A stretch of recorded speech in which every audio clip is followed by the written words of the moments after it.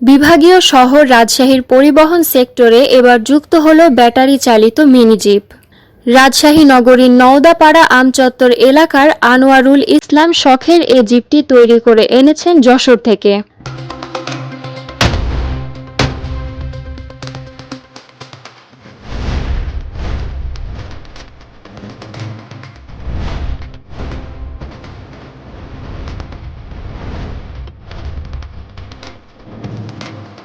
দেখতে সুন্দর ও স্মার্ট এই মিনি জিপটি এখন রাজশাহী নগরে ভাড়ায় চলছে। 3 সিটের এই মিনি জিপটি দেখতে ভিড় করছেন মানুষ। সাধারণ অটোরিকশার মতোই ভাড়ায় স্বাচ্ছন্দ্যে শহর ঘোরা যাচ্ছে। পরিবেশ বান্ধব মিনি জিপটি এখন রাজশাহীতে একটিই চলছে। যাত্রী চাহিদা থাকলে এ ধরনের জিপ রাজশাহীতে আরও নিয়ে আসবেন বলে জানান আনোয়ারুল।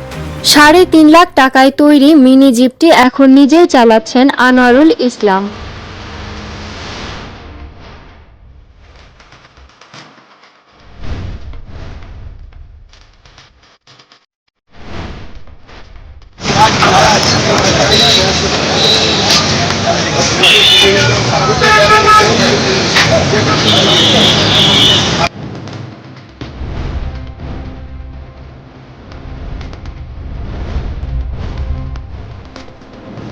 মাহাজুবা তুলি, ডিএনএন।